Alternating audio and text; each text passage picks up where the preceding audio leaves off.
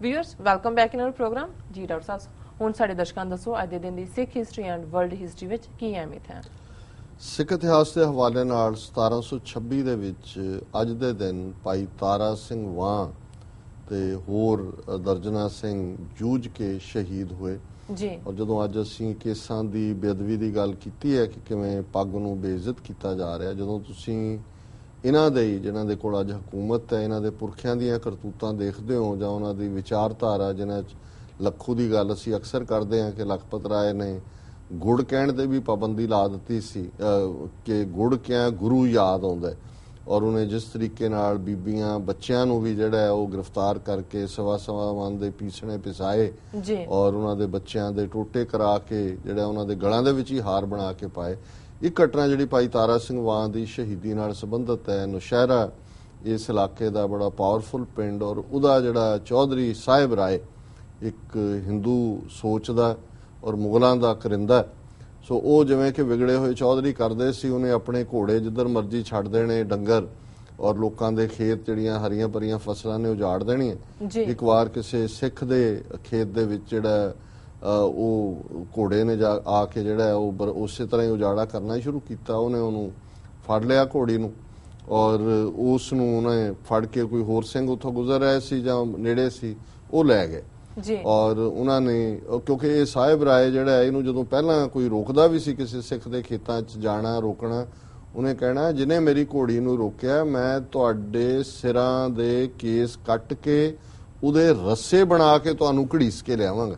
ਇਹ ਇਹਦੀ ਬੋਲੀ ਸੀ ਔਰ ਇਹ ਸਾਰੇ ਉਸ ਵੇਲੇ ਦੇ ਲਿਟਰੇਚਰ 'ਚ ਲਿਖਿਆ ਹੋਇਆ। ਹੁਣ ਇਸ ਤੋਂ ਸਿੱਖ ਜਿਹੜੇ ਨੇ ਇਹ ਜਦੋਂ ਇਹ ਖਬਰਾਂ ਪਹੁੰਚਦੀਆਂ ਸੀ, ਖਾਲਸੇ ਦੇ ਜਥੇ ਭਾਵੇਂ ਉਸ ਵੇਲੇ ਰੂਪੋਸ਼ ਸਨ ਜਾਂ ਜੰਗਲਾਂ ਦੇ ਵਿੱਚ ਸਨ ਕਿ ਵੀ ਇਹ ਬਹੁਤ ਹੰਕਾਰਿਆ ਹੋਇਆ ਇਹ ਚੌਧਰੀ ਸਾਹਿਬ ਰਾਏ, ਇਸ ਕਿਸਮ ਦੇ ਕਬੂਲ ਬੋਲਦਾ ਹੈ ਕੇਸਾਂ ਲਈ ਔਰ ਸਿੱਖਾਂ ਨੂੰ ਹਰਾਸ ਕਰਦਾ। ਸੋ ਦੋ ਤਿੰਨ ਸਿੰਘਾਂ ਨੇ ਘੋੜਾ ਲਿਆ, ਉੱਥੋਂ ਲੈ ਕੇ ਅੱਗੇ ਜਾ ਕੇ ਕਿਤੇ ਵੇਚ ਪੂਛ ਕੇ ਉਹਨਾਂ ਨੇ ਜਿਹੜੇ ਵੀ ਉਹਦੇ ਪੈਸੇ ਸੀ, ਭਾਈ ਤਾਰਾ ਸਿੰਘ ਵਾਂ ਆਪਣੇ ਪਿੰਡ 'ਚ ਰਹਿੰਦੇ ਆ, ਕਿਰਤ ਵੀ ਕਰਦੇ ਸੀ, ਲੰਗਰ ਵੀ ਚੱਲਦਾ ਸੀ, ਉਹਨਾਂ ਨੇ ਉਹ ਮਨੀ ਪੈਸਾ ਜਿਹੜਾ ਉਸ ਲੰਗਰ ਦੇ ਵਿੱਚ ਪਾ ਦਿੱਤਾ। ਉਹਨੇ ਸਾਹਿਬ ਰਾਏ ਨੇ ਲੱਭਿਆ ਕਿੱਥੋਂ ਗਿਆ ਕੀ ਗਿਆ, ਅਲਟੀਮੇਟਲੀ ਉਹਨੇ ਆਪਣੀ ਫੌਜ ਲੈ ਕੇ ਆਪਣਾ ਭਤੀਜਾ ਭੇਜ ਕੇ ਉੱਥੇ ਚੜ੍ਹਾਈ ਕੀਤੀ। ਭਾਈ ਤਾਰਾ ਸਿੰਘ ਵਾਂ ਦੇ ਨਾਲ ਹੋਰ ਵੀ ਸਿੰਘ ਆ ਗਏ, ਸੋ ਉਹਨਾਂ ਨੇ ਬਹੁਤ ਸਾਰੇ ਇਹਦਾ ਭਤੀਜਾ ਵੀ ਮਾਰ ਦਿੱਤਾ, ਦੂਜੇ ਵੀ। ਸੋ ਕੁੱਲ ਮਿਲਾ ਕੇ ਅੱਜ ਦੇ ਦਿਨ ਭਾਈ ਤਾਰਾ ਸਿੰਘ ਵਾਂ ਬਹੁਤ ਸਾਰੇ ਮੁਗਲ ਔਰ ਇਹ ਸਾਹਿਬ ਰਾਏ ਦੇ ਜਿਹੜੇ ਸਿਪਾਹੀ ਸੀ ਉਹਨਾਂ ਨੂੰ ਮਾਰ ਕੇ ਉਹਨਾਂ ਨੇ ਸ਼ਹੀਦੀ ਪਾਈ। ਸੋ ਜਦੋਂ ਅਸੀਂ ਸਿੱਖ ਇਤਿਹਾਸ ਦੇ ਸ਼ਹੀਦਾਂ ਦੀ ਗੱਲ ਕਰਦੇ ਹਾਂ ਉੱਥੇ ਇਹ ਯੋਧੇ ਸ਼ਹੀਦ ਨੇ ਔਰ ਇਹ ਸਾਰੇ ਪਿੰਡ ਨਾਲ ਨੇ। ਜਦੋਂ ਅਸੀਂ ਭਾਈ ਤਾਰੂ ਸਿੰਘ ਪੂਲਾ ਔਰ ਇਹ ਸਾਰਿਆਂ ਦਾ ਦੇਖਦੇ ਹਾਂ, ਸੋ ਭਾਈ ਤਾਰਾ ਸਿੰਘ ਵਾਂ ਜਿਹੜੇ ਨੇ ਬੜੇ ਬਹਾਦਰ ਯੋਧੇ ਸਨ। 1949 ਦੇ ਵਿੱਚ ਜਦੋਂ ਕਿ ਪੰਜਾਬ ਯੂਨੀਵਰਸਿਟੀ ਲਾਹੌਰ ਤੋਂ ਸੋਲਨ ਆ ਗਈ ਸੀ, ਸੋਲਨ ਸ਼ਿਮਲਾ ਹਿਮਾਚਲ ਦਾ ਹਿੱਸਾ ਸੀ, ਤੇ ਪੰਜਾਬ ਯੂਨੀਵਰਸਿਟੀ ਦੀ ਸੈਨੇਟ ਦੀ ਮੀਟਿੰਗ ਹੋਈ ਕਿ ਮੀਡੀਅਮ ਆਫ ਇੰਸਟਰਕਸ਼ਨ ਕੀ ਬਣਾਇਆ ਜਾਏ, ਪੜ੍ਹਾਈ ਕਿਹਦੇ 'ਚ ਕਰਾਈ ਜਾਏ। ਸੋ ਪੰਜਾਬੀ ਦੀ ਪ੍ਰਪੋਜ਼ਲ ਆਈ ਤੇ ਜਿੰਨੇ ਹਿੰਦੂ ਮੈਂਬਰ ਸੀ ਸੈਨੇਟ ਦੇ ਉਹਨਾਂ ਨੇ ਵਿਰੋਧ 'ਚ ਵੋਟ ਪਾਏ। ਉਹਨਾਂ ਨੇ ਕਿਹਾ ਜੀ ਨਹੀਂ ਹਿੰਦੀ ਹੋਣੀ ਚਾਹੀਦੀ ਹੈ। ਸਿੱਖ ਮੈਂਬਰ ਵਾਕਆਊਟ ਕਰ ਗਏ। ਸੋ ਇਹ ਵਰਤਾਰਾ 1949 ਦਾ ਹੈ। ਉਦੋਂ ਕੋਈ ਭਿੰਡਰਾਂ ਵਾਲੇ ਸੀਨ ਤੇ ਨਹੀਂ ਸੀ ਆਏ, ਉਦੋਂ ਅੱਧੀ ਸਿੱਖ ਕੌਮ 40% ਬੇਘਰੀ ਸੀ। ਸੋ ਇਹੋ ਜਿਹਾ ਇਹਨਾਂ ਦਾ ਵਰਤਾਰਾ ਰਿਹਾ। ਵਰਲਡ ਹਿਸਟਰੀ ਦੇ ਹਵਾਲੇ ਨਾਲ 68 ਸਨ ਦੇ ਵਿੱਚ 68 ਏਡੀ 'ਚ ਰੋਮ ਦੇ ਬਾਦਸ਼ਾਹ ਨੀਰੋ ਨੇ, ਜਿਸ ਬਾਰੇ ਬਹੁਤ ਸਾਰੀਆਂ ਕਹਾਣੀਆਂ ਨੇ ਕਿ ਰੋਮ ਜਲ ਰਿਹਾ ਸੀ, ਨੀਰੋ ਬੰਸਰੀ ਵਜਾ ਰਿਹਾ ਸੀ, ਉਹਨੇ ਆਤਮਘਾਤ ਕੀਤਾ। 1752 ਦੇ ਵਿੱਚ ਫਰਾਂਸ ਦੀ ਆਰਮੀ ਨੇ ਤ੍ਰਿਚਨਾਪਲੀ ਦੇ ਵਿੱਚ ਬ੍ਰਿਟਿਸ਼ ਦੇ ਸਾਹਮਣੇ ਸਰੈਂਡਰ ਕੀਤਾ ਭਾਰਤ 'ਚ। 1822 ਚਾਰਲਸ ਗ੍ਰਾਮ ਨੇ ਝੂਠੇ ਦੰਦ ਜਿਹੜੇ ਨੇ, ਹੁਣ ਤਾਂ ਅਸਲੀ ਦੰਦ ਨੇ ਟੁੱਟ ਜਾਣਗੇ ਫਿਰ ਉਹ ਅਸਲੀ ਰਹਿ ਜਾਂਦੇ ਨੇ, ਉਹਦਾ ਪਹਿਲਾ ਪੇਟੈਂਟ ਉਹਨੇ ਲਿਆ। 1898 ਦੇ ਵਿੱਚ ਚਾਈਨਾ ਨੇ ਹਾਂਗਕਾਂਗ ਜਿਹੜਾ ਉਹ 99 ਸਾਲ ਲਈ ਲੀਜ਼ ਕੀਤਾ ਇਹਨਾਂ ਨੂੰ ਬ੍ਰਿਟਨ ਨੂੰ, ਜਿਹੜਾ ਕਿ ਉਹਨਾਂ ਨੇ ਹੁਣ ਵਾਪਸ ਲੈ ਲਿਆ। ਸੋ 100 ਸਾਲ ਹਾਂਗਕਾਂਗ ਅੰਗਰੇਜ਼ਾਂ ਦੇ ਥੱਲੇ ਰਿਹਾ। 1963 ਦੇ ਵਿੱਚ ਕੈਨੇਡੀ ਨੇ ਵਿੰਸਟਨ ਚਰਚਲ ਜਿਹਨੇ ਬਹੁਤ ਜ਼ਬਰਦਸਤ ਲੀਡਰਸ਼ਿਪ ਦਿੱਤੀ ਸੀ, ਉਹਨੂੰ ਅਮਰੀਕਾ ਦੀ ਆਨਰਰੀ ਸਿਟੀਜ਼ਨਸ਼ਿਪ ਦਿੱਤੀ।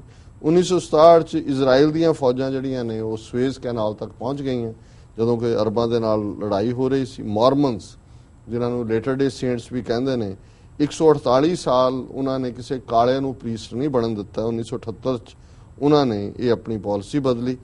2000 ਦੇ ਵਿੱਚ ਅਮਰੀਕਾ ਤੇ ਕੈਨੇਡਾ ਨੇ ਸਾਂਝੀ ਬਾਰਡਰ ਪੈਟਰੋਲ ਜਿਹੜੀ ਹੈ ਉਹ ਸ਼ੁਰੂ ਕੀਤੀ ਤੇ 2011 ਚ ਰਿਆਦ ਸਾਊਦੀ ਅਰੇਬੀਆ ਚ 6 ਔਰਤਾਂ ਨੂੰ ਇਸ ਲਈ ਗ੍ਰਿਫਤਾਰ ਕਰ ਲਿਆ ਗਿਆ ਕਿ ਕਿ ਉਹ ਇੱਕ ਵਿਹਲੇ ਪਾਰਕਿੰਗ ਲੋਟ ਦੇ ਵਿੱਚ ਡਰਾਈਵਿੰਗ ਦੀ ਰਿਹਰਸਲ ਕਰ ਰਹੀਆਂ ਸੀ, ਕਿਉਂਕਿ ਸਾਊਦੀ ਅਰੇਬੀਆ 'ਚ ਔਰਤਾਂ ਨੂੰ ਡਰਾਈਵਿੰਗ ਲਾਇਸੈਂਸ ਨਹੀਂ ਦਿੱਤਾ ਜਾਂਦਾ, ਡਰਾਈਵ ਨਹੀਂ ਕਰ ਸਕਦੀਆਂ। ਜੀ ਸੋ ਜੇ ਤੁਸੀਂ ਸਾਊਦੀ ਅਰੇਬੀਆ 'ਚ ਹੁੰਦੇ ਤਾਂ ਫਿਰ ਇਹ ਡਰਾਈਵਿੰਗ ਨਹੀਂ ਸੀ ਕਰ ਸਕਣੀ। ਹੁਣ ਮੈਂ ਅੱਗੇ ਨਹੀਂ ਕਹਿੰਦਾ ਵੀ ਕੀ ਕਰਨਾ ਸੀ। ਜੀ ਡਾਕਟਰ ਸਾਹਿਬ ਤੁਹਾਡਾ ਬਹੁਤ ਬਹੁਤ ਸ਼ੁਕਰੀਆ। ਹੁਣ ਸਾਡੇ ਦਰਸ਼ਕਾਂ ਨੂੰ ਦੱਸੋ ਅੱਜ ਦਾ ਵਿਚਾਰ। ਅੱਜ ਦੇ ਵਿਚਾਰ ਲਈ ਅਸੀਂ ਭਾਈ ਨੰਦ ਲਾਲ ਜੀ ਦੀ ਲਿਖਤ ਅਜ਼ ਸਲਤਨਤ ਦਹਮ, ਜਿਹਨੂੰ ਅਸੀਂ ਗੰਜਨਾਮਾ ਕਹਿੰਦੇ ਹਾਂ, 5 ਸ਼ੇਅਰ 10ਵੇਂ ਪਾਤਸ਼ਾਹ ਦੀ ਸਿਫਤ ਦੇ ਵਿੱਚ ਉਹਨਾਂ ਨੇ ਕਹੇ ਨੇ, ਉਹ ਚੁਣੇ ਨੇ। ਜੀ रूह दर हर जिस्म गुरु गोबिंद सिंह, ਨੂਰ ਦਰ ਹਰ ਚਸ਼ਮ ਗੁਰੂ ਗੋਬਿੰਦ ਸਿੰਘ, ਕਿ ਹਰ ਜਿਸਮ ਦੇ ਵਿੱਚ ਜਿਹੜੀ ਰੂਹ ਹੈ ਉਹ 10ਵੇਂ ਪਾਤਸ਼ਾਹ ਦੀ ਹੈ, ਔਰ ਹਰ ਅੱਖ ਦੇ ਵਿੱਚ ਜਿਹੜਾ ਨੂਰ ਹੈ ਉਹ 10ਵੇਂ ਪਾਤਸ਼ਾਹ ਦੇ।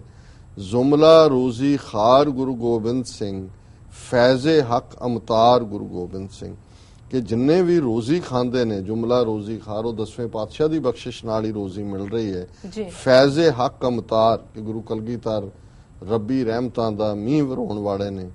ਬਿਸਤੋ ਹਫਤ ਗਦਾਏ ਗੁਰੂ ਗੋਬਿੰਦ ਸਿੰਘ, ਖਾਕ ਰੱਬ ਸਰਾਏ ਗੁਰੂ ਗੋਬਿੰਦ ਸਿੰਘ। ਇਸਲਾਮ ਦੇ ਵਿੱਚ 27 ਸਿਤਾਰੇ ਮੰਨੇ ਜਾਂਦੇ ਨੇ, ਤੇ ਬਿਸਤੋ ਹਫਤ 20 ਤੇ 7 27, ਇਹ ਜਿਹੜੇ ਸਿਤਾਰੇ ਨੇ ਇਹ ਵੀ ਗੁਰੂ ਕਲਗੀਧਰ ਤੋਂ ਗਦਾ ਹੁੰਦੀ ਹੈ, ਬੈਗਿੰਗ, ਮੰਗਤਾ ਹੋਣਾ। ਇਸ ਲਈ ਬੈਗਿੰਗ ਨੂੰ ਗਦਾਗਰੀ ਵੀ ਕਹਿੰਦੇ ਨੇ, ਕਿ ਇਹ ਮੰਗਦੇ ਨੇ 27 ਸਿਤਾਰੇ ਗੁਰੂ ਗੋਬਿੰਦ ਸਿੰਘ ਸਾਹਿਬ ਤੋਂ।